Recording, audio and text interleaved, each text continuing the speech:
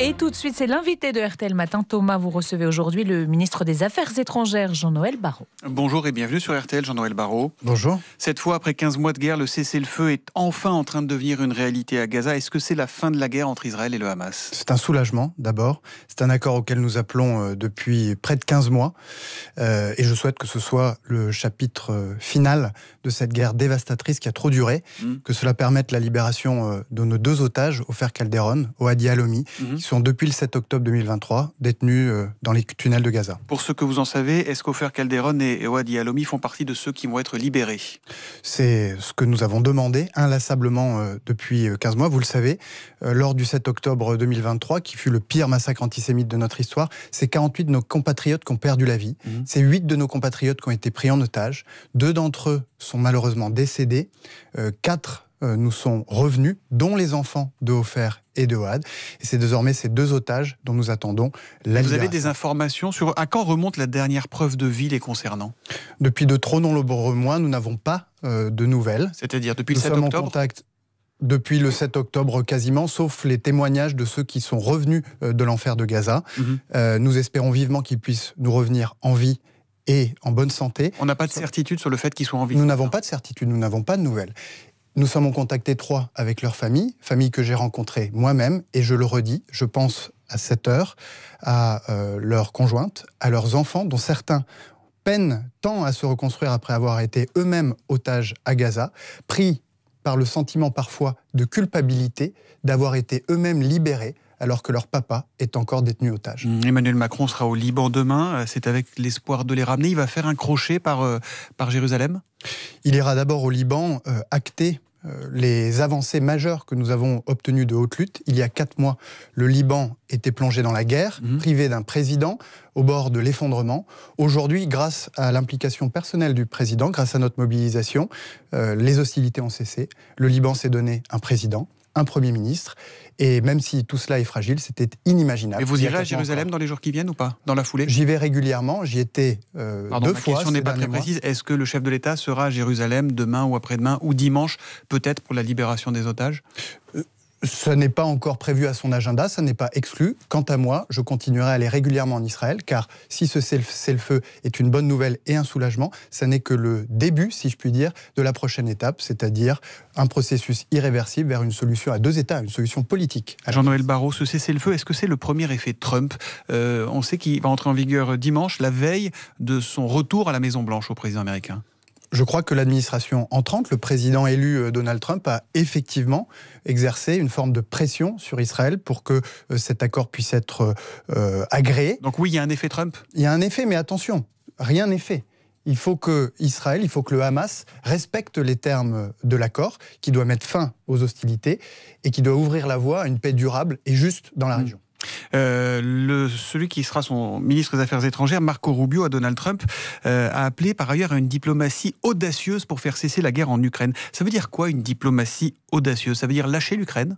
Je ne crois pas. Je crois que les États-Unis savent parfaitement qu'une capitulation de l'Ukraine, qu'un abandon en rase campagne des Ukrainiens serait une mauvaise nouvelle, non seulement pour l'Europe, mais aussi pour les États-Unis.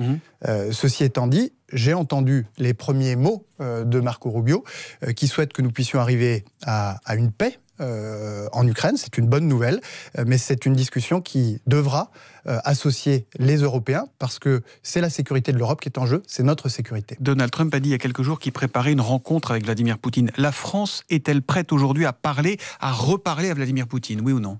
Vous savez, nous avons toujours dit que si les Ukrainiens le souhaitaient, le moment venu, la Russie pourrait être associée à des négociations et à des discussions. Nous n'avons pas de tabou.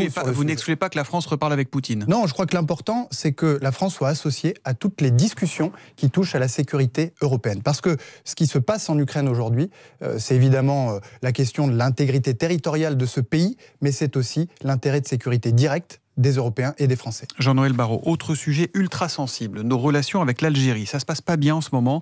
On peut parler de crise diplomatique avec nos voisins d'outre-Méditerranée ou pas ? Je crois que nous n'avons... On est en crise ? ni l'Algérie ni la France intérêt à ce que s'installe une situation de crise, une situation de Mais on y est là en tension. crise aujourd'hui. Nous sommes des pays voisins, de grands pays de la Méditerranée. Nous avons intérêt à aplanir les difficultés. Et c'est pourquoi nous allons, dans les prochains jours, autour du président de la République et du Premier ministre, définir les suites à donner, les mesures à prendre pour restaurer la coopération indispensable entre nos deux pays. Donc vous parlez de difficultés, mais pas de crise ce matin.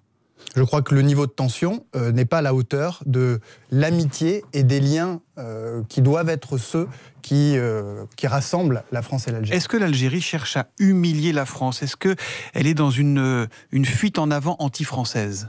Ce que je constate, avec le renvoi de cet influenceur qui était frappé par un... Vous savez qui a dit ça? L'Algérie cherche à humilier la France. Je crois savoir. C'est qui? Je ne veux pas jouer aux devinettes avec vous sur un sujet aussi grave. Mais... C'est votre collègue, c'est Bruno Retailleau. Oui, je m'en doutais. Et vous savez que c'est... Mais il a raison. Est-ce que l'Algérie cherche à humilier la France? Je ne sais pas savoir s'il a raison ou pas. C'est important. Non. Ah bah si. Chacun est libre d'exprimer ses opinions.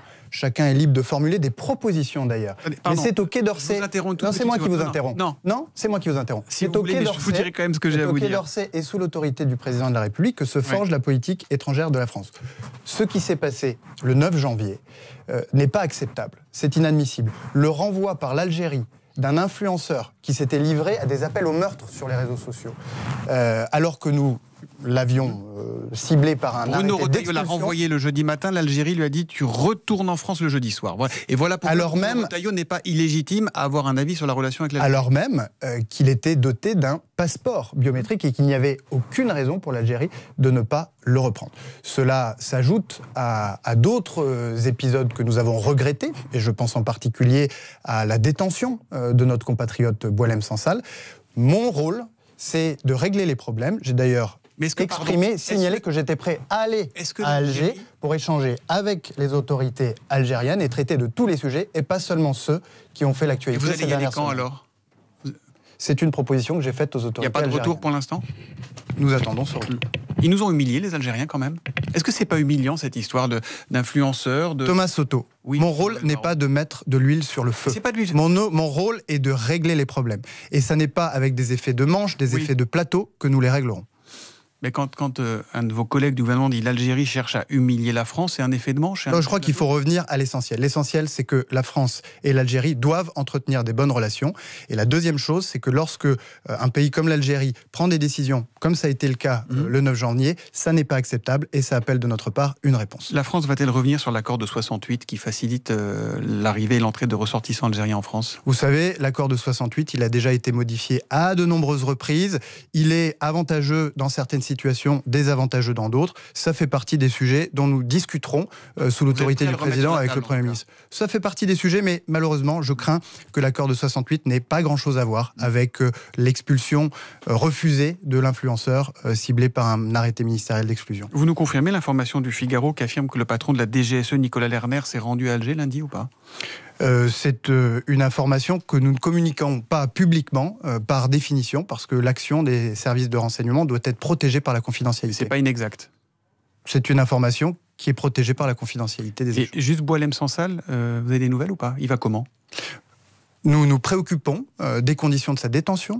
Nous nous préoccupons pour sa santé. Il était il y a quelques jours à l'hôpital pour être traité. Il est en danger de mort. Il est de retour en prison. En tout cas, il est gravement malade. Je pense à sa famille, je pense à lui. Et nous sommes mobilisés ici, à Paris, mais également sur place, pour lui apporter tout le soutien nécessaire. Merci Jean-Noël Barrot.